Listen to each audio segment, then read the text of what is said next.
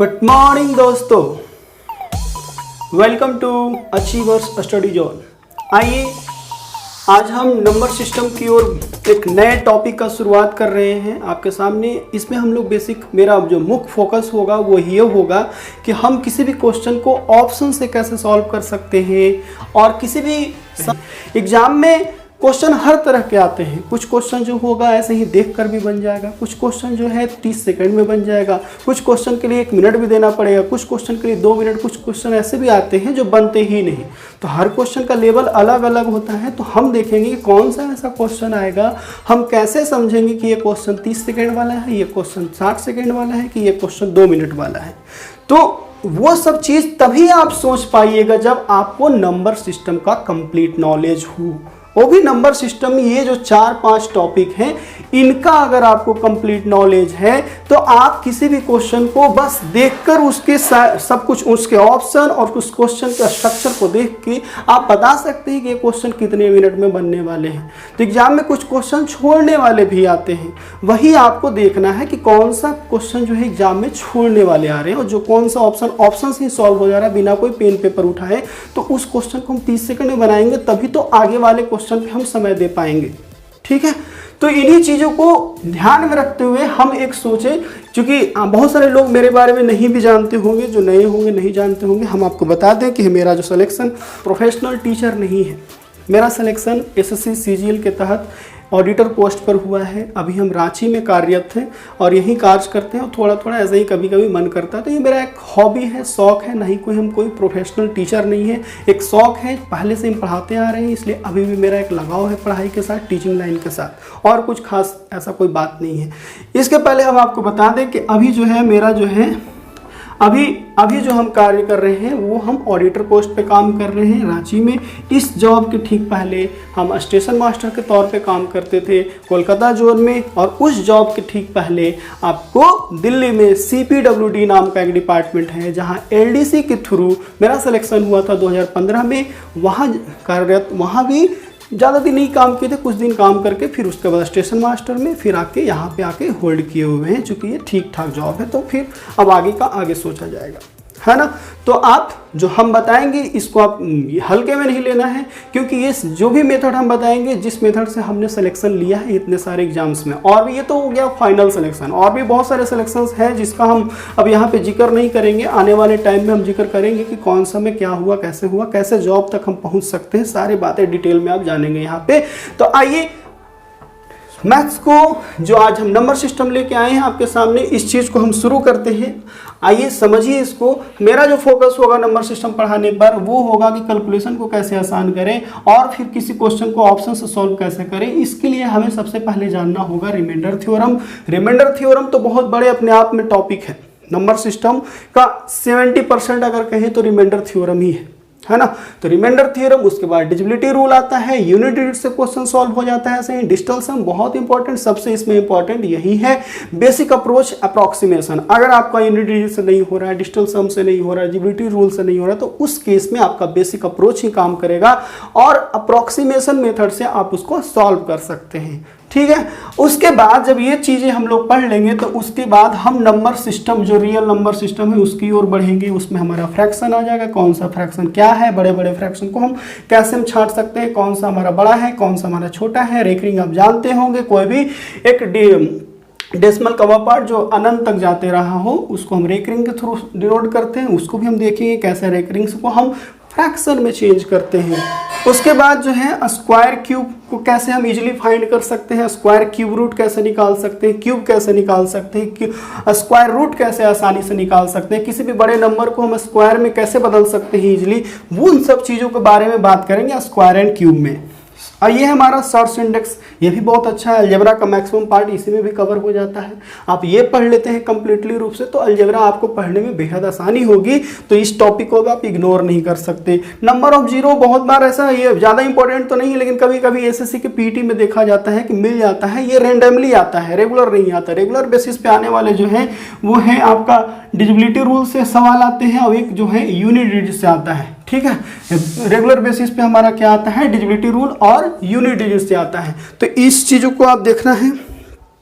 ठीक है, अब जो है आपका रिमाइंडर थ्योरम। अभी तो हम रिमाइंडर थ्योरम जो पढ़ेंगे वो डिटेल में नहीं होगा, बेसिक में पढ़ेंगे। उसके बाद हम लोग रिमाइंडर थ्योरम का जो है ना डिटेल में पढ़ेंगे, क्योंकि इसमें बहुत सारे फॉर्मेट थ्योरम है, टोसेंट थ्योरम है, रिमाइंडर क्या है, कोसेंट क्या है, डिविडेंड क्या है, हर चीज़ का अलग अलग।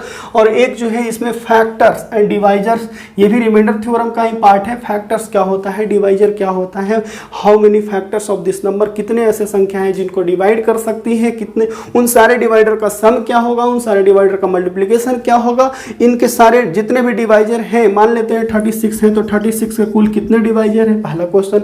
उन सारे डिवाइजर का सम क्या होगा। दूसरा क्वेश्चन कि इसके कितने इवन हमारे कितने डिवाइजर्स हैं, उनका सम कितना है, उतना प्रोडक्ट कितना है। आपका ये भी आ सकता है इसके ऑड कितने हमारे डिवाइजर्स हैं और उन ऑड डिवाइजर्स का सम कितना है। तो ये सब बहुत सारे सवाल बनते हैं हमारे फैक्टर से, जो इसी रिमाइंडर थ्योरम पर बेस्ड है। ठीक है, तो इन सब चीज़ों को हम धीरे धीरे एक एक कर करके आने वाले टाइम में पढ़ेंगे और ढेर सारे प्रीवियस क्वेश्चन का भी हम प्रैक्टिस भी करेंगे, तो आपको ज़्यादा परेशानी नहीं होगा। और यहाँ पे ये जो है एपीजीपी जो बहुत कम टाइम पूछा जाता है, लेकिन ज़्यादा नहीं, ज़्यादा एपीजीपी से पूछा जाता है, लेकिन हम इसको इसलिए पढ़ेंगे ताकि इसका इस्तेमाल, देखिए नंबर सिस्टम इसलिए नहीं पढ़ते कि नंबर सिस्टम से क्वेश्चन आ जाए, नंबर सिस्टम इसलिए भी पढ़ते हैं कि नंबर सिस्टम पर ही सारे क्वेश्चन आगे के टॉपिक बेस्ड होते हैं। आप जो नंबर सिस्टम जैसे ये पढ़ेंगे तो अलजेब्रा आपका क्लियर हो सकता है, ये पढ़ेंगे तो कैलकुलेशन का पार्ट आसान हो सकता है, तो वो परसेंटेज में, प्रॉफिट एंड लॉस में, टाइम एंड वर्क में, हर टॉपिक में वो काम करता है नंबर सिस्टम। तो नंबर सिस्टम को हम फिर एग्जाम पॉइंट ऑफ व्यू से तो पढ़ेंगे ही पढ़ेंगे, लेकिन हमें इसका एक और इंपॉर्टेंट पॉइंट ऑफ व्यू है कि हम किसी भी टॉपिक को पढ़ेंगे तो उसमें नंबर सिस्टम का बहुत बड़ा रोल होता है। इसलिए एक कहिए तो एक नंबर सिस्टम बैरियर है कि अगर आप इसको पार नहीं करते तो आगे वाला, अगर आप कोई टॉपिक पे चले जाते हैं बिना कुछ सोचे, बिना इसको पढ़े, तो कुछ आप जो लड़का 30 सेकंड में बनाता है, आप उसी सवाल को 10 मिनट में या 5 मिनट में बनाएंगे। तो नंबर सिस्टम को ही सबसे पहले पढ़ा जाता है और डिटेल में पढ़ा जाता है, फिर उसके बाद आगे बढ़ा जाता है। तो चलिए आज जो है हम शुरू कर रहे हैं आपका ये सब चीज़ों के बारे में। आप समझ गए कौन सा क्या है, कैसे काम करेगा, कहाँ पर कौन सा किसका यूज कहाँ पे है। हम जो शुरू करेंगे आज रिमाइंडर थ्योरम बेसिक शुरू करेंगे कि रिमाइंडर थ्योरम का आखिर बेसिक क्या है, क्यों शुरू कर रहे हैं रिमाइंडर थ्योरम बेसिक, क्योंकि आपको पता चलेगा कि हम डिविजिबिलिटी रूल जो है रिमाइंडर थ्योरम के थ्योरी पर ही बेस्ड होता है। ठीक है, डिविजिबिलिटी रूल का पूरा का पूरा रिलेशन रिमाइंडर थ्योरम बेसिक से होता है। तो रिमाइंडर क्या होता है आपको पता ही है, बचपन में आप पढ़े होंगे क्या होता है। अगर हम कहें रिमाइंडर थ्योरम, ये रिमाइंडर थ्योरम को अगर हम कहें तो ये हमारा जो है यहाँ पे जो पार्ट होता है इसको बोलते हैं डिवाइजर। ठीक है ना, ये डिवाइजर ही होता है। ये हमारा कोसेंट होता है, ये हमारा डिविडेंड होता है, और ये हमारा जो यहाँ पे बचता है इसी को रिमाइंडर कहते हैं, है ना, ये रिमाइंडर है। इसी के बारे में हम डिटेल से पढ़ेंगे कि रिमाइंडर क्या होगा। अभी जो हम जितने भी सवाल या जितने भी कॉन्सेप्ट पढ़ रहे हैं वो रिमाइंडर थ्योरम में पढ़ रहे हैं। आप यहाँ पे ये सब मत, इस पे ध्यान मत दीजिएगा डिविडेंड क्या है, कोसेंट क्या है, डिवाइजर क्या है। हमें रिमाइंडर थ्योरम के बारे में सोचना है। जैसे कि अगर हम कहें कि 4 से डिवाइड कर रहे हैं 47 को, तो आप बताइए कि इसका रिमाइंडर क्या होगा। तो आप कहेंगे कि क्या होगा, तो ये तो हमारा कितना होगा 11 टाइम्स में, 11 टाइम में आपका जो है 44 तक चला जाएगा, और इसके बाद जो है क्या आ जाएगा, 3 आ जाएगा। तो यही जो हमारा है ये क्या है, रिमाइंडर है। ये हमारा क्या है, तो डिविडेंड है। अभी हमने देखा डिविडेंड है। ये हमारा क्या है, तो कोसेंट है, और यही जो है रिमाइंडर है। जब कोई संख्या कंप्लीटली डिविजिबल हो जाता है, जैसे कि अगर हम 4 को डिवाइड करते हैं 48 से, तब हमारा ये 12 टाइम्स में चला जाता है, तब 48 अगर कट जाता है तो कंप्लीटली डिविजिबल हो गया। तो यहाँ पे जो रिमाइंडर है क्या बच जाता है, 0 बच जाता है। यानी कि जब कोई संख्या एक ऐसा डिवाइजर से हम डिवाइड करते हैं जो उसको कंप्लीटली डिवाइड कर देता है, तब उस केस में रिमाइंडर जो हमारा है वो क्या आता है, 0 आता है। तो समझ गए आप, ये हमारा क्या है, डिवाइजर। डिवाइजर का मतलब क्या होता है, हिंदी में भाग देने वाला, यानी कि यही जो है भाग देगा, और जिसमें हम भाग देते हैं वो हमारा भाज्य है, डिविडेंड है। जितना हमारा भाग देने के बाद आता है रिजल्ट वो हमारा कोसेंट है, भागफल है, और जो बच जाता है, जो नहीं डिवाइड हो पाता है, जिसमें भाग नहीं लग पाता है, वो हमारा क्या है, रिमाइंडर है। छोटी सी बात थी जो आप बचपन में पढ़े होंगे अपने 10th क्लास से पहले, यानी 12 कह रहे हैं यार, 4 5 6 4th क्लास में भी ये सब जान जाते हैं लोग, ये सब तो बचपन में ही पढ़ लेते हैं कि क्या होता है। आइए हम जो पढ़ रहे हैं वो एग्जाम पॉइंट ऑफ व्यू के लिए पढ़ रहे हैं, सीखने के लिए नहीं पढ़ रहे हैं। जैसे आप देखिए एक चीज़ और यहाँ पे ध्यान दीजिए, अगर मान लीजिए हम 40 मान लेते हैं कि 42 को हम डिवाइड कर देते हैं 5 से, तो बताइए रिमाइंडर क्या आएगा। 42 को हम अभी क्वेश्चन पे ध्यान नहीं देंगे, आप ये मत सोचिए कि ये कितने टाइम्स में लगेगा, आपको ये सोचना है कि ये कितने भी टाइम्स में लगे, लेकिन रिमाइंडर क्या होगा। तो उस केस में रिमाइंडर जो होगा ये 40 तक तो आपका कैंसिल हो जाएगा, इसके बाद जो रिमाइंडर होगा वो क्या आएगा, 2 आएगा। अगर हम 43 को डिवाइड कर दें 5 से तो क्या आएगा रिमाइंडर, तो यहाँ पे जो 40 तक हमारा चला जाएगा और ये क्या हमारा आएगा, रिमाइंडर 3 आएगा। अब अगर हम 44 को डिवाइड करते हैं 5 से तो रिमाइंडर हमारा क्या आता है, 4 आता है। अगर हम 45 को डिवाइड करते हैं 5 से तो अब हमारा रिमाइंडर क्या आता है। जब हम बोले अभी आपको बताया कि जब कंप्लीटली कोई नंबर डिविजिबल हो जाए तो उस केस में हमारा रिमाइंडर जो है क्या बचेगा, 0 आता है। अगर हम 45 से बड़ा चले जाते हैं, 45 से बड़े पे जाते हैं तो 46 आता है। अगर हम इसको 5 से डिवाइड करते हैं तो रिमाइंडर फिर से हमारा 1 आ जाता है। 47 के पास जाते हैं, 5 से डिवाइड करते हैं तो रिमाइंडर हमारा क्या आता है, 2 आ जाता है। बात समझ में आ रहा है। यानी कि आप देख रहे हैं इतनी सारी बातें मेरे लिखने का यही मकसद था कि आप यहां से ये बात का अंदाजा लगा सकते हैं कि रिमाइंडर जो होता है ऑलवेज लेस देन डिवाइजर होता है। रिमाइंडर हमारा 2 आ सकता है, 3 आ सकता है, 4 आ सकता है, 0 आ सकता है, 1 आ सकता है। क्या रिमाइंडर 5 6 7 8 9 10 क्यों नहीं आया। रिमाइंडर कभी भी जिस संख्या से डिवाइड कर रहे हैं उस संख्या से तो बड़ा कभी नहीं आ सकता। यानी कि एक लाइन में आप याद रखिए कि रिमाइंडर जो होता है, reminder is always less than divisor. ये बात बहुत इंपॉर्टेंट है। कोई भी संख्या को अगर मान लेते हैं कि 7 से डिवाइड करने पर कभी वो 17 रिमाइंडर नहीं आ सकता। जब हम किसी 7 को इसका रिमाइंडर क्या क्या आ सकता है, किसी नंबर को हम 7 से डिवाइड कर रहे हैं तो रिमाइंडर हमारा 0 आ सकता है, 1 आ सकता है, 2 आ सकता है, 3 आ सकता है, 4 आ सकता है, 5 आ सकता है, 6। लेकिन कभी भी रिमाइंडर ये आ सकता है 8 9 या ऐसे सोन, कितना भी इतना से बड़ा कभी रिमाइंडर नहीं आ सकता है जब हम 7 से डिवाइड कर रहे हैं। यानी कि जिस नंबर से हम किसी नंबर को डिवाइड करते हैं तो रिमाइंडर उसका ऑलवेज लेस आता है डिवाइजर से। जो हमारा डिवाइजर है उससे हमारा जब भी आएगा रिमाइंडर तो क्या आएगा, छोटा ही आएगा। बात आप समझ गए, आप छोटा आता है। तो यहां से एक मोटा मोटी एक बात आप लिख लीजिए, ये हमने जाना तो हम ये लिख सकते हैं, यानी कि ये अगर हम 7 से डिवाइड करते हैं 0 1 2 3 4 5 6 को, किसी को भी, तो आप कहेंगे कि सर ये तो ऑलरेडी छोटा है, इसका मतलब तो यही रिमाइंडर है, अब तो इसमें डिवाइड लगेगा ही नहीं। डिवाइड अगर लगता तो ये कहीं ना कहीं इससे बड़ा होता, जैसे कि ये सब में डिवाइड लग सकते हैं। तो इसको देख के हम कह सकते हैं कि अगर x बटा y में अगर x हमारा छोटा हो जाए y से, तब जो है देन x इज रिमाइंडर। यानी कि अब जो है जब x हमारा छोटा हो जाए, जैसे कि यहाँ पर अगर हम कहें कि 3/4 में 3 जो है हमारा क्या है, रिमाइंडर है कि नहीं। लेकिन x बटा y में अगर हम कहें कि x जो है बड़ा है y से, x बड़ा है y से, देन हम कहेंगे कि x जो है देन x इज डिविडेंड।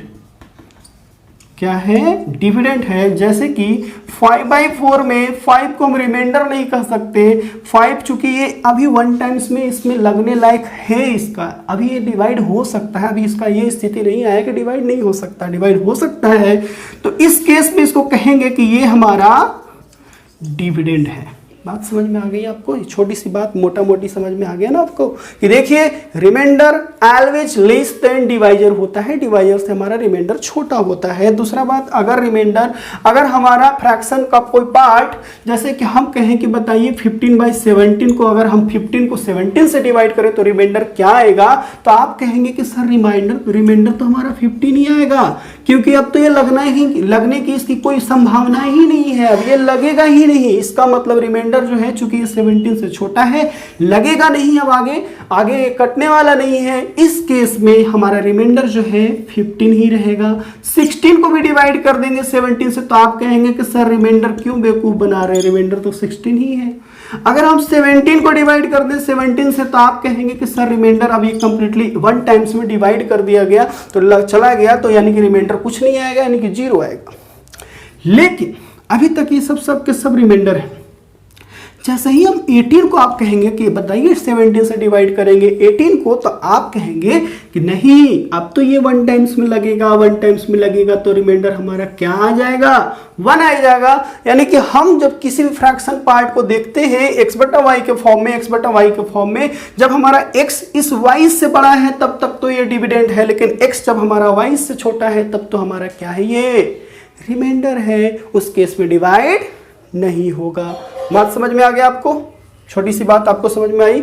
ये वाला बात, reminder always less than divisor होता है। जब हमारा ऊपर का पार्ट डिनोमिनेटर का पार्ट छोटा हो जाए नोमिनेटर से तब हमारा क्या होता है, वो रिमाइंडर है। जब बड़ा है तब हमारा क्या है, डिविडेंड है। बात समझ गए ना? चलिए आगे बढ़ते हैं, आगे बढ़ते हैं धीरे धीरे। एक बात याद रखिए, जो डिविजिबिलिटी रूल पर कहाँ पे ये यूज है। अब देखिए, जैसे मान लेते हैं कि हम 750 को आपसे कहेंगे कि बताइए 25 से सर जी डिवाइड कीजिए इसको। आप 750 को 25 से डिवाइड करेंगे तो रिमाइंडर आपका क्या आ जाएगा, 0। क्यों? क्योंकि ये कट जाना है इसको, ये 30 टाइम्स में चला जाएगा आपको, यानी कि 30 टाइम्स में इसका क्वोशंट तो 30 आएगा, लेकिन रिमाइंडर तो कुछ नहीं बचेगा ना, रिमाइंडर हमारा क्या आएगा, 0 आएगा। अगर हम इसी संख्या को, ये जो गोल मटोल आपको संख्या दिख रहा है, इस गोल मटोल को हम थोड़ा अलग अलग कर देते हैं। जैसे कि अगर हम इसको लिखने का तरीका सिर्फ बदल दें कि ये हमारा 700 इतना ना होके मान लेते हैं कि ये 650 प्लस 100 इसको लिख दिया हमने, और फिर 25 से डिवाइड करने के लिए आपको बोले, वही है ना, जब 750 के लिए जब 25 से रिमाइंडर 25 से डिवाइड कर रहे थे तो रिमाइंडर हमारा 0 आया था। तो 25 से क्या डिवाइड करने पर इस तरीके से लिखने का बस फॉर्मेट चेंज हो जाने से क्या इसका रिमाइंडर चेंज हो जाएगा? बिल्कुल नहीं, भ्रम में मत रहिएगा। रिमाइंडर ये सिर्फ एक समुच्चय में लिखा हुआ था, हमने इसको 2 पार्ट में डिवाइड करके लिख दिया तो भी रिमाइंडर पे कोई फर्क नहीं होगा। हमें बस इसको और इसको दोनों को डिवाइड करके देखेंगे। 25 को अगर हम 25 से अगर 100 में करते हैं तो यहाँ पे तो रिमाइंडर 0 आता है, और यहाँ पे भी क्या होगा, हमारा रिमाइंडर 0 आएगा। 0 प्लस 0 बराबर क्या आएगा, 0 ही तो रिमाइंडर आ रहा है, यानी कि हमारा रिमाइंडर क्या आएगा, 0 आएगा। हम चाहे तो इसी को हम लिखने का एक और तरीका चेंज कर देते हैं। मान लिया कि 750 को हम लिख लेते हैं 702 प्लस यहाँ पे क्या आ जाएगा, 702 यानी 48 लिख लिया हमने। अभी भी लिखने का तरीका वही है, बस फॉर्मेट चेंज कर दिया और कुछ नहीं। माना कैसे हमने लिख दिया था। अब आप दोनों को अलग अलग डिवाइड करेंगे, दोनों को डिवाइड करेंगे तो देख रहे हैं यहाँ से तो 22, ये आपका 2 टाइम्स में तो 50 होता है, यानी कि 1 टाइम्स में लगेगा तो यहाँ पे क्या आएगा, हमारा रिमाइंडर 23 आएगा। ठीक है, 25 1 टाइम्स में लगेगा तो आपका 23 रिमाइंडर आ जाएगा। यहाँ अगर लगाएंगे 700 तक तो ये हमारा चला जाएगा, कट जाएगा, कैंसिल हो जाएगा। यहाँ के बाद हमारा रिमाइंडर क्या आ जाएगा, 2 आ जाएगा। तो हम इसको फिर से ऐड करेंगे, 25 आएगा। हम इन रिमाइंडर को ऐड करेंगे और तब तक इसको डिवाइड करते जाएंगे, इनके सम को तब तक डिवाइड करते जाएंगे जब तक ये इस हमारे डिवाइजर से छोटा ना हो जाए, क्योंकि जब छोटा हो जाता है तभी तो हम उसको रिमाइंडर कह पाएंगे। अभी अगर 23 प्लस 2 मान लेते हैं कि यहाँ पे हमें सम करने के बाद 26 आता, 27 आता, तो क्या हम 27 को ऐसा लिख देते, 27 बटा 25, क्या हमारा 27 का भी रिमाइंडर होता है? नहीं होता है। 27 जब बड़ा है, जब तक इस वाले से ऊपर वाला नोमिनेटर का पार्ट बड़ा है तब तक वो रिमाइंडर नहीं है, डिविडेंड है। उस केस में फिर से इसको डिवाइड देते हैं, लेकिन यहाँ पे सम हमारा क्या है, 23 प्लस 2 इक्वल टू 25। फिर से 25 को डिवाइड करेंगे तो रिमाइंडर क्या आया, 0। आप देख रहे हैं यहाँ भी 785 था, यहाँ पे भी रिमाइंडर 0 आया, यहाँ पे रिमाइंडर 0 आया, यहाँ पे भी रिमाइंडर क्या आया, 0 ही आया। और इसको हम बदल देते हैं, मान लिया कि इसको हम लिख दिया 750 को हम लिख रहे हैं, 750 को हम लिख रहे हैं, मान लेते हैं कि 25 गुना 30 लिख दिया हम, ठीक है, अभी भी ये 750 है और 25 से डिवाइड कर देते हैं। तो गुना वाले केस में, मल्टीप्लिकेशन के केस में हम दोनों को अलग अलग लिखे तो जरूर है। जैसे ये प्लस माइनस वाले केस में तो हम दोनों को डिवाइड करते हैं, लेकिन इस वाले केस में तो हम यहाँ अगर रिमाइंडर 0 आ गया, इसको अगर इससे हम डिवाइड करें तो रिमाइंडर क्या आ गया 0, और 0 को 30 से करेंगे मल्टीप्लाइड तो फिर तो 0 बन गया। यानी कि अगर हम इसको, हम यहाँ पे क्या कर रहे थे, इन दोनों को ऐड कर रहे थे, जो इसका रिमाइंडर आया जो इसका रिमाइंडर आया दोनों को ऐड करके हमने लिखा, तो यहाँ पे भी क्या करना पड़ेगा, तो यहाँ पे भी मान लेते इसको अगर आप डिवाइड कर भी दिए तो यहाँ पे इसका 5 आया, 5 गुना 0 करेंगे तो क्या आएगा, 0 ही तो आएगा। तो हम इस वाले पार्ट को डिवाइड नहीं करते। मल्टीप्लिकेशन वाला केस में आप देखेंगे कोई भी एक डिवाइड हो गया तो उसका रिमाइंडर तो क्या आ गया 0।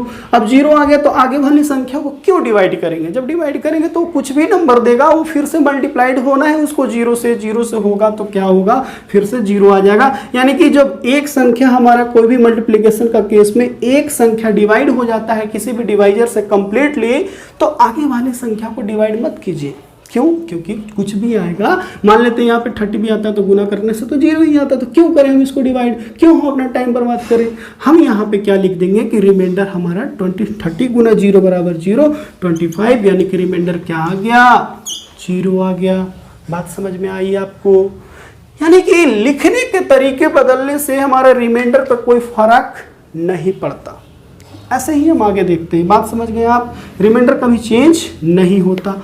अब ऐसे ही जैसे यहाँ पे हम आपको समझाने का प्रयास करते हैं, यहाँ पे देखिए, मान लिया कि अगर हम लिख दें कि 1 2 3 4, ठीक है, 1 2 3 4 को क्या हम इसको मान लेते हैं कि 2 से डिवाइड करने के लिए आपको बोले कि बताइए 2 से कंप्लीटली डिविजिबल है, तो आप 2 से डिवाइड करने बताइए रिमाइंडर क्या है, तो आप तो कहेंगे कि रिमाइंडर हमारा क्या आया 0 आया, क्योंकि आप डायरेक्ट आप 4 को डिवाइड कर लेते हैं, लास्ट संख्या को कट गया तो सारा।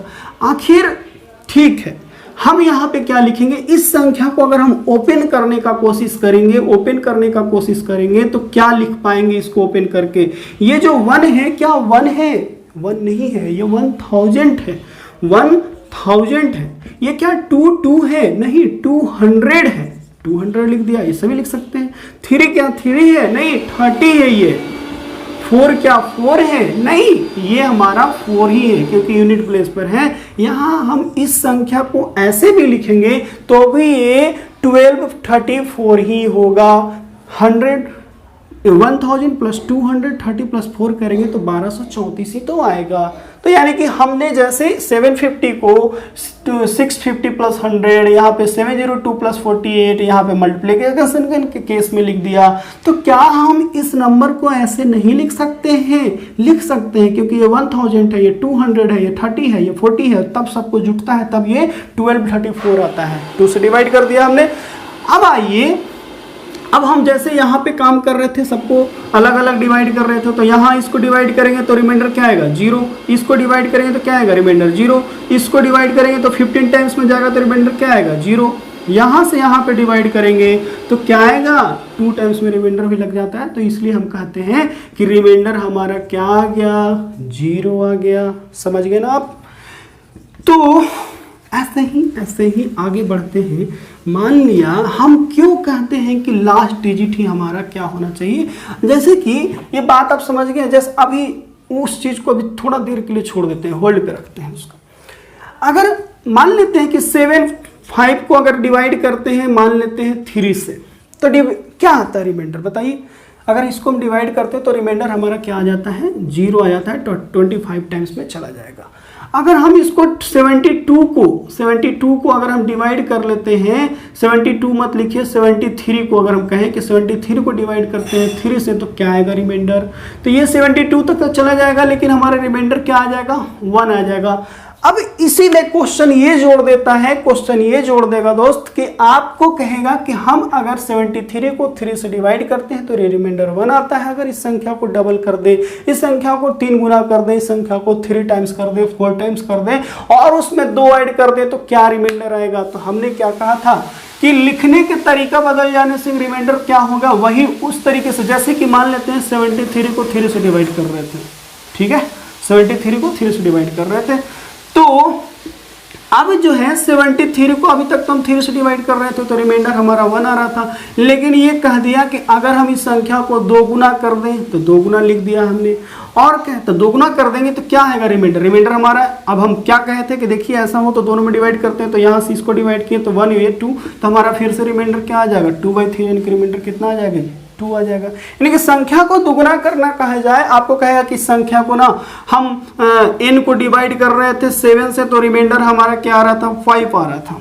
तो अगर हम इसको 3 गुना कर दें तो रिमाइंडर क्या आएगा, तो बस संख्या क्या आ जाएगा 3 गुना n। अगर हम इसको 7 से डिवाइड करेंगे तो यहाँ पे तो रिमाइंडर हमारा 5 ही था, और ये वो दोनों गुना होगा तो अब जो होगा 15 आ जाएगा, 15/7 आ जाएगा। लेकिन अभी तो ये रिमाइंडर नहीं है, जो reminder always less than divisor होता है, तो यहां से इसको डिवाइड करेंगे तो अब जो होगा 2 टाइम्स में चला जाएगा, तो हमारा क्या आएगा रिमाइंडर 1 आएगा। तो हम यहाँ पे क्या करेंगे कि जो कुछ भी कहा जाएगा कि ये चेंज कर दिया हमने नंबर में, इतना टाइम्स इसको मल्टीप्लाइड कर दिया या इसमें इतना घटा दिया, जोड़ दिया, आप सेम काम जैसे कि मान लेते हैं कि कहेगा कि n को डिवाइड किया हमने 7 से, तो रिमाइंडर 4 आता है, ठीक है। इसको 2 गुना करके 2 टाइम्स करके हम 2 माइनस कर देते हैं, तब रिमाइंडर क्या आता है, तो कोई बात नहीं ना, हम इसको 2 से गुना कर देते हैं और इसमें 2 घटा देते हैं, उस केस में रिमाइंडर क्या आएगा। तो हमको पता है कि जब इससे इसको डिवाइड किए थे तो क्या आया था हमारा, था क्या था जी, भूल गए, यहाँ पे मान लेते हैं 4 था, ठीक है।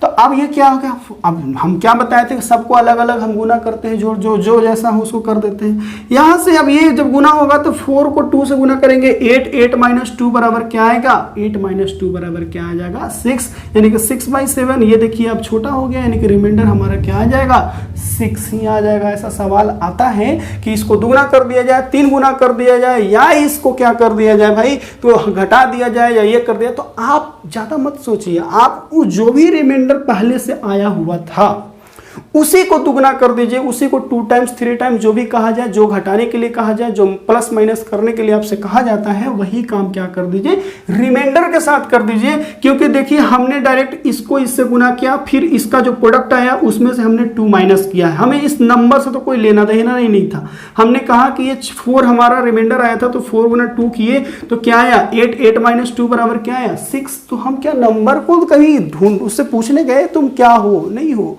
वो तो डिवाइड है ऑलरेडी, 7 से 4 वो छोड़ के जाता है, तो 4 जो है उसी के साथ हमें आगे बढ़ना है, ठीक है। तो जब भी सवाल ऐसा आता है, हम आगे वाले टाइम में नेक्स्ट वीडियो में हम इसके बारे में देखेंगे कि कौन सा सवाल आपका जो है किस तरीके से रिमाइंडर थ्योरम पे आता है, कैसे आता है कि डबल कर दिया जाए, ट्रिपल कर दिया जाए, तो हम कैसे चुप ऐसे ही बस क्वेश्चन देखें और सवाल का जवाब मेरा मिल जाता है। तो हम आने वाले टाइम में धीरे धीरे सब कुछ सीखेंगे, अभी तो हम बेसिक जान रहे हैं, ठीक है। ये बात समझ गए कि क्या होता है जब नंबर को 2 गुना 3 गुना 4 गुना 5 गुना या उसमें से प्लस माइनस कुछ किया जाता है, तो हम उस नंबर के बारे में कंसिडर नहीं करते, हम डायरेक्ट उसके बचे हुए जो रिमाइंडर आया है उसी में उतना टाइम्स मल्टीप्लाइड करके जो भी घटाने की बात की जाएगी तो घटा देंगे, प्लस करने की बात की तो प्लस कर देंगे, ठीक है। आगे बढ़ रहे हैं, अब हम आते हैं, ये था बेसिक रिमाइंडर थ्योरम, बेसिक जिसको बोलते हैं। अभी ये कुछ नहीं है, मतलब ये 10% कहते हैं, 5% है रिमाइंडर थ्योरम का। हम ये सिर्फ इसलिए बताएं ताकि आपको डिविजिबिलिटी रूल समझ में आए। डिविजिबिलिटी रूल समझने के लिए सबसे पहले ये जानिए, आपको जो है अब ये मान लेते हैं कि 432 है, इसको आप ओपन करके लिखेंगे क्या, तो 400 + 30 + 2 ये लिखते हैं ना। अगर हम इसको कहते हैं कि बताइए इसको 2 से डिवाइड करने पर क्या ये संख्या कंप्लीटली डिविजिबल है, तो हाँ जी डिविजिबल है। रिमाइंडर क्या है 0 है, तो यहाँ पे भी रिमाइंडर क्या आना चाहिए, रिमाइंडर क्या आना चाहिए 2 से डिवाइड करने पर रिमाइंडर हमारा 0 आना चाहिए। ऑब्वियसली इसको इससे डिवाइड करेंगे 0, इसको इससे डिवाइड करेंगे। अगर ये गुना मल्टीप्लिकेशन के केस में होता तब तो हमें डिवाइड करने की जरूरत नहीं थी। कोई भी एक संख्या अगर किसी भी संख्या को ये कंप्लीटली डिवाइड कर देता तो फिर हमारा रिमाइंडर 0 ही होता, लेकिन प्लस माइनस केस में फर्क पड़ता है। यहाँ से यहाँ क्या करते हैं 0, यहाँ से ये डिवाइड कर देगा 0, तो हमारा क्या आ जाएगा रिमाइंडर 0 आ जाएगा। यानी कि आप देखिए इस बात को, 4 3 अगर 1 है तो क्या ये संख्या को हम 2 से डिवाइड करेंगे तो क्या आएगा रिमाइंडर 0 आ जाता है। तो यहाँ पे देखिए तो लिख सकते हैं इसको 400 + 30 + 1 बटा क्या लिखेंगे 2, ठीक है, यही लिखेंगे ना। तो यहाँ पर तो रिमाइंडर 0 आ गया, यहाँ पे भी रिमाइंडर 0 आ गया, लेकिन यहाँ पे ये कटने वाला है नहीं, यहाँ पे 1, 0 + 1 बराबर क्या आएगा 1/2, यानी कि रिमाइंडर क्या आ गया 1 आ गया। तो आप यहाँ पे एक चीज देखें, आप क्या देखें, ये भी कटा चल रहा है, ये भी कट गया, ये भी कट गया, यानी कि ये वाला के वजह से, ये 1 होने के वजह से ये हम कह दिए कि ये 2 से डिविजिबल नहीं है। अगर ये 1 के जगह पे 2 होता, 4 होता, 6 होता, 8 होता तो क्या होता 2 से डिविजिबल होता, लेकिन ऑड होने की वजह से ये डिविजिबल नहीं है। यानी कि आप देखिए, अगर हम 4 को 4, ये कहने का मेरा मतलब क्या था, 4 3 2 या फिर कुछ भी, इस 4 में तो हम क्या लिख सकते हैं 4 गुना 100 प्लस क्या लिख सकते हैं 3 गुना 10, या इसको क्या लिख सकते हैं 2, ऐसे ही लिखेंगे ना, ठीक है। अगर 2 से डिवाइड करेंगे तो ये 4 या 4 ना होके 5 होता, 6 होता, 7 होता, 8 होता, कुछ भी होता, लेकिन इसमें 100 तो ये तो अपना चेंज नहीं करेगा, ये 4 जो है चेंज हो सकता है, ये 100 तो होता ही होता है। जो हमारा 1000 प्लेस पर है, 100 प्लेस पर है, उसके साथ 100 मल्टीप्लाइड ऑलरेडी इंक्लूड है।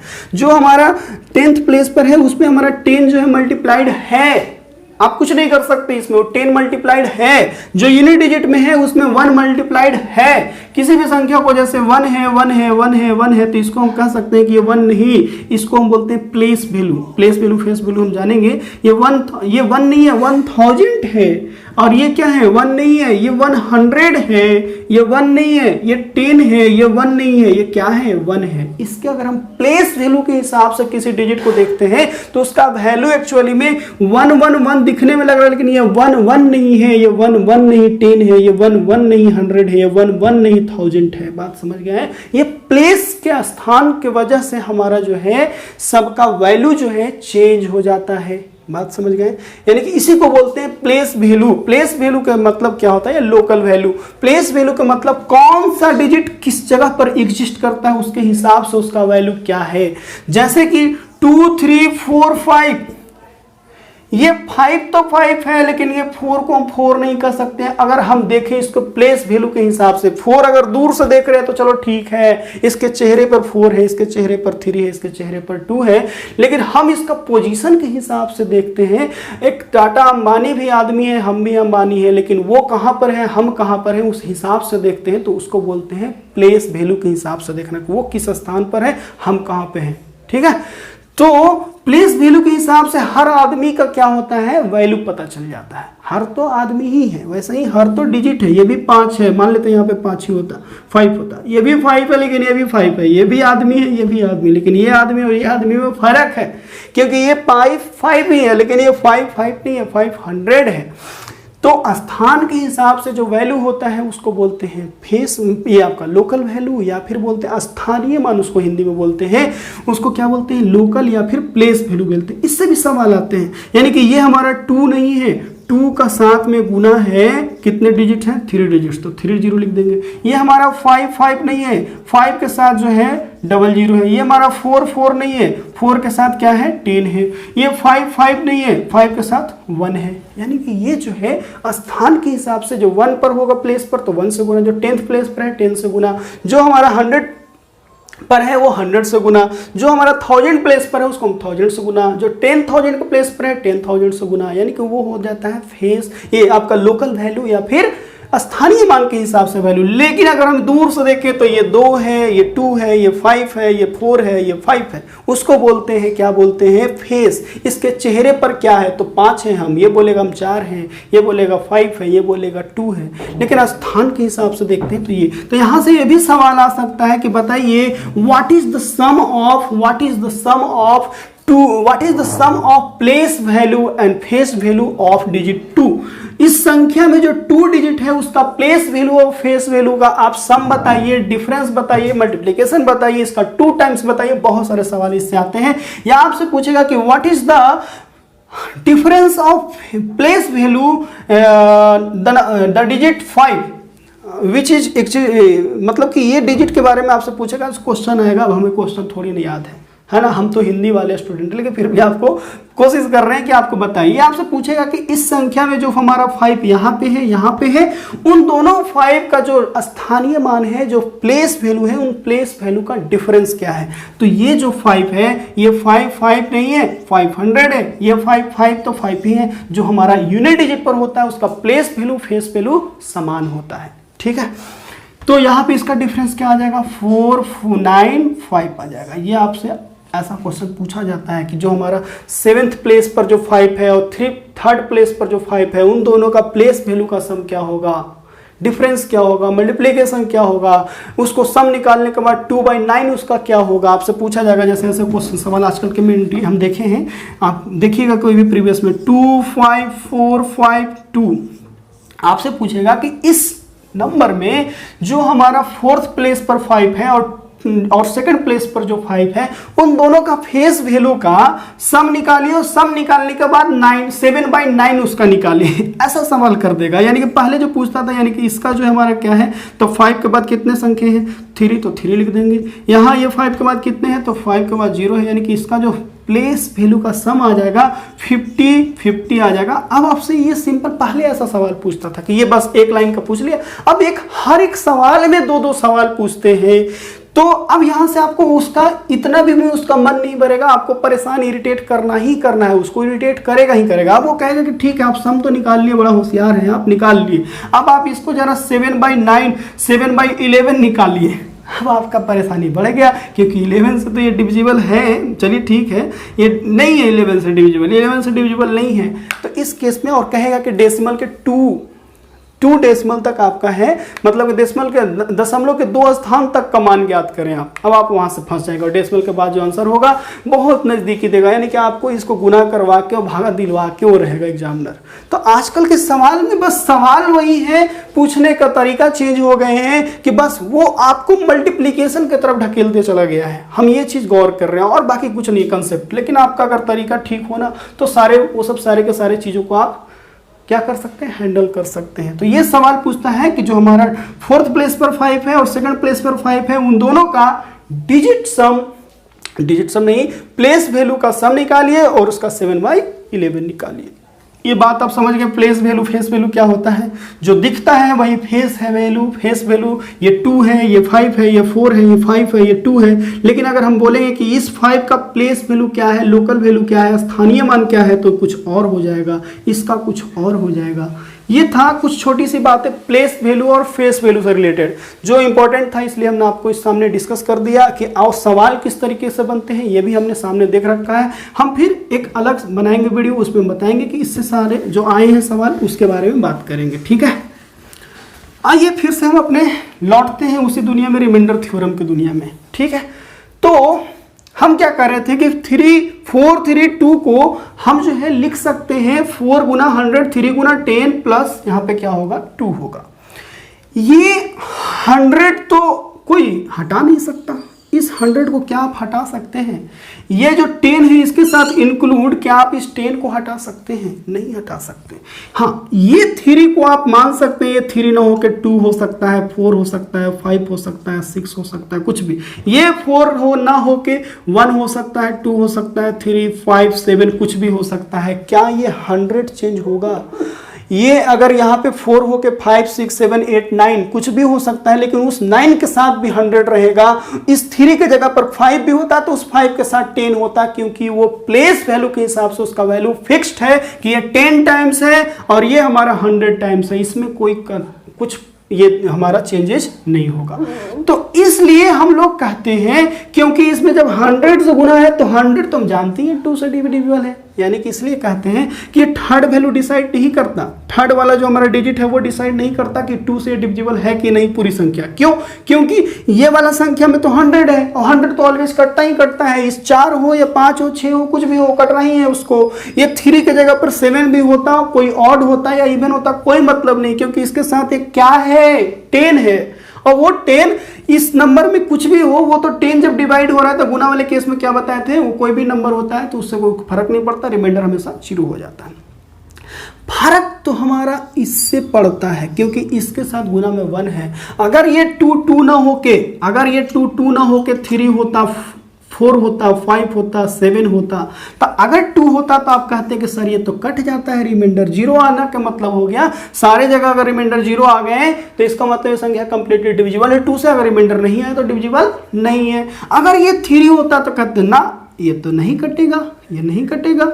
4 होता है यहाँ पे तो क्या कहते हैं कि हाँ कट जाएगा। 5 होता तो क्या कहते हैं नहीं कटेगा। 5 हो 7 होगा तो कहेंगे 2 से डिवाइड कर, नहीं सर नहीं कट रहा है ये। क्या यहाँ पे 2, 5, 6, 7 से कोई फर्क पड़ा? नहीं, क्योंकि इसके साथ 10 था, इसके साथ 100 था, तो कोई फर्क नहीं पड़ता है। लेकिन लास्ट डिजिट के साथ ऐसा कुछ ऐसा नंबर रहता नहीं है, ये 1 रहता है, 1 का कोई खास वैल्यू होता नहीं। तो हम 2 से जब डिवाइड करते हैं तो इन सब डिजिट पे ध्यान ना देते हुए हम ध्यान देते हैं सिर्फ लास्ट वाले डिजिट पर, कि लास्ट वाला जो डिजिट है वो क्या है, क्योंकि उसी के हिसाब से हमारा ये फिक्स होगा कि ये संख्या कंप्लीटली 2 से डिविजिबल है या नहीं है। बात समझ गए ना आप?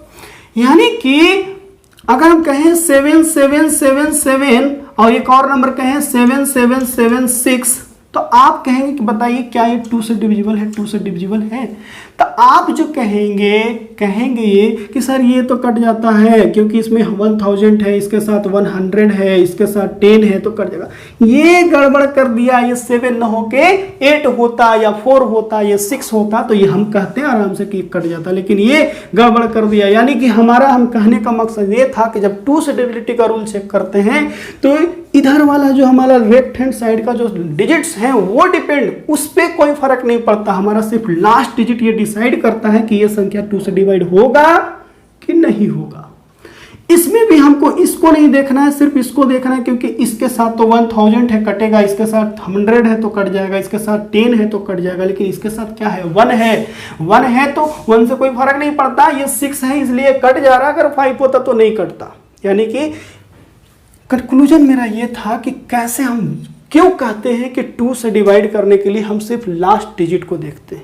ठीक है, आगे आने वाले वीडियो में हमने आज यही जाना कि रिमाइंडर थ्योरम का बेसिक जाना कि देखिए किसी भी संख्या को बदल देने, लिखने का तरीका बदल लेने से रिमाइंडर पर कोई फर्क नहीं पड़ता है। दूसरा हमने ये जाना कि देखिए रिमाइंडर जो होता है ऑलवेज लेस देन डिवाइजर होता है, डिवाइजर से हमेशा छोटा होता है। तीसरा बात ये जाना कि कोई भी हो रिमाइंडर, अगर कोई संख्या कंप्लीटली किसी से डिविजिबल हो जाता है तो रिमाइंडर क्या आता है 0 आ जाता है। अगर वो मल्टीप्लिकेशन के केस में है, जैसे कि 45 गुना 4973 है और यहाँ अगर हम डिवाइड करने के लिए कहें 15 से, तो आप जो है अगर इससे डिवाइड होकर रिमाइंडर 0 आ गया तो हम कह देंगे क्या किया है तो संख्या सर डिविजिबल है। इसको हम डिवाइड करके नहीं देखेंगे क्योंकि इसका कुछ भी रिमाइंडर हो 0 गुना करेंगे तो हमेशा क्या आएगा रिमाइंडर 0 आएगा गुना वाले केस में। लेकिन यही अगर 45 प्लस 4973 होता और 15 से डिवाइड करने के लिए कहते हैं तो यहाँ तो रिमाइंडर 0 आता, लेकिन यहाँ पर रिमाइंडर क्या आएगा ये आपको सोचना पड़ेगा, डिवाइड करके देखना पड़ेगा दोनों को। लेकिन मल्टीप्लिकेशन वाले केस में अगर कोई एक डिजिट कोई एक नंबर कट गया कंप्लीटली तो क्या कह देंगे रिमाइंडर 0 है, लेकिन प्लस माइनस वाले केस में आपको निकालना पड़ेगा, फिर उसको जोड़ना पड़ेगा। अगर जोड़ने के बाद इसका जो रिमाइंडर आता है, मान लेते हैं यहाँ पे मान लेते हैं 48 होता, ठीक है, तो यहाँ पर रिमाइंडर क्या आता 3। मान लेते हैं यहाँ इसको डिवाइड किए रिमाइंडर आ गया 14, ठीक है 14 आ गया। तो 14 आ जाने के बाद मान लेते हैं 13 ही आ गया, तो 13 आ गया क्योंकि 60 तो मान लिया कट जाता है, तो ये 13 और 3 क्या आता है 16/5 को फिर से हम ऐड करेंगे। जब तक इसको डिवाइड करते रहेंगे जब तक ये 15 से हमारा क्या ना हो जाए छोटा हो जाए, तो अभी भी क्या होता है 1 टाइम्स में लगेगा ना ये, तो अभी भी जब तक ये बड़ा है तब तक तो ये डिविडेंड है, जब छोटा हो जाएगा 15 से तब हमारा क्या हो जाएगा रिमाइंडर हो जाएगा। ये 1 टाइम्स में लगेगा तो 1 बाई क्या हो जाएगा 15, हमारा 1 ही हमारा क्या है रिमाइंडर है। बात समझ गए आप? चलिए आगे बढ़ते हैं।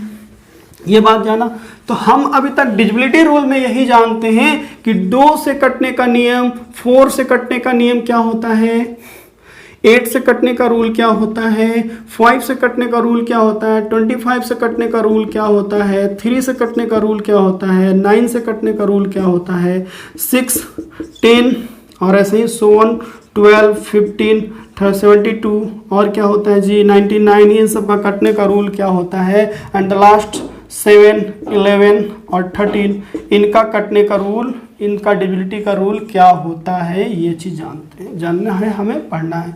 2 से अभी तक आप लोग ये जानते थे कि 2 से कटने का डिविजिबिलिटी रूल ये कहता है कि अगर संख्या जो भी हो, संख्या का लेंथ जो भी हो, अगर उसका लास्ट का डिजिट 2, 4, 5, 6 अगर लास्ट का डिजिट 2 से डिविजिबल हो गया तो हम कह देंगे कि ये 2 से डिविजिबल है।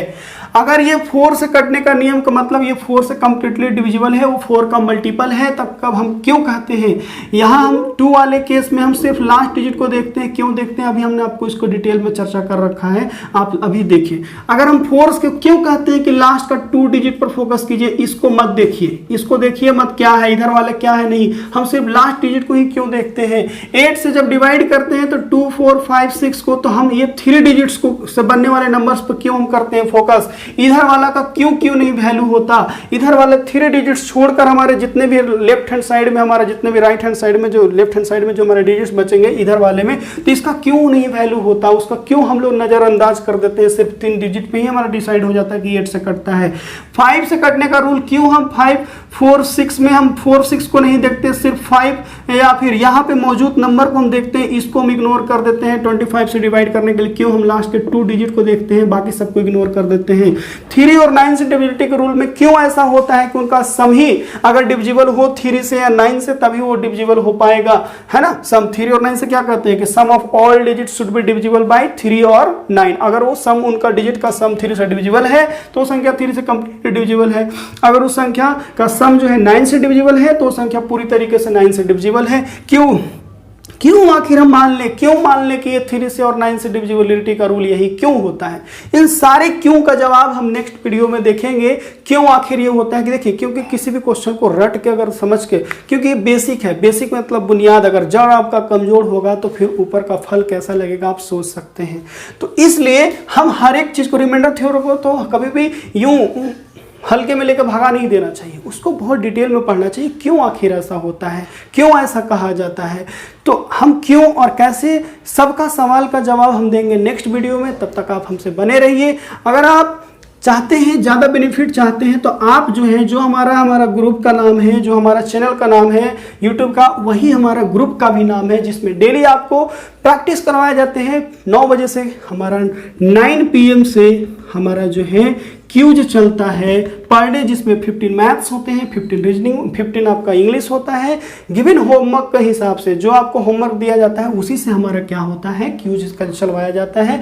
और जो हमारा क्या होता है, एक टेस्ट होता है किसका, तो मैथ्स का होगा आपका 15 मार्क्स का, उसमें आपका इंग्लिश आ जाएगा, है ना, और एक होता है जीएस। अब ये दोनों जो होते हैं, दोनों के दोनों होमवर्क बेस्ड पर होते हैं, यानी कि जो होमवर्क दिया जाएगा उसे से क्यूज करवाया जाता है। तो आप, और उसके नेक्स्ट दिन आपको जो है मैथ्स जो पूछे गए थे उसका सारा सॉल्यूशन, वीडियो सॉल्यूशन इसी आपको यूट्यूब चैनल पे आपको मिलता है। तो आप पहले आप उसको टेस्ट को में भाग लें, पार्टिसिपेट करें, उसके बाद वीडियो देखें, क्योंकि जब आप एक बार बनाते हैं और जब उससे नहीं बनता है तो ज़्यादा दिमाग लगता है, जब आप वीडियो देखते हैं तो ज़्यादा समझ में आता है।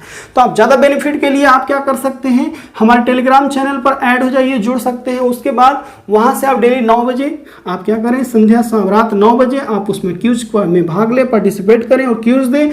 और उसके बाद नेक्स्ट डे आप वीडियो सोल्यूशन को देखने के लिए सेम वही चैनल पर, जिस चैनल पर ये वीडियो है, आप आइए और वीडियो को देखिए। हमारा चैनल का नाम है अचीवर्स स्टडी जोन, है ना। ये इसमें जितने भी लोग हैं, जो भी लोग आपको सॉल्यूशन देते हैं इंग्लिश का या मैथ्स का या रीजनिंग का, सारे के सारे सेलेक्टर्स लोग हैं। ये नहीं कि जैसे तैसे लोग हैं, सबके सब सेलेक्टर है, एक्सपीरियंस्ड लोग के द्वारा आपको नॉलेज दिया जाता है। आप इसको जुड़ सकते हैं, फ्री ऑफ कॉस्ट आप इसका फायदा ले सकते हैं। ठीक है, मिलते हैं नेक्स्ट वीडियो में नई ऊर्जा और नई जोश के साथ। अगर आपको वीडियो अच्छा लगता है, आप अगर चाहते हैं, तो बस आपका एक मोटिवेशन के लिए आपसे एक लाइक की डिमांड है। आप लाइक करें, वीडियो को शेयर करें और सब्सक्राइब करें। Thank you very much. जय हिंद।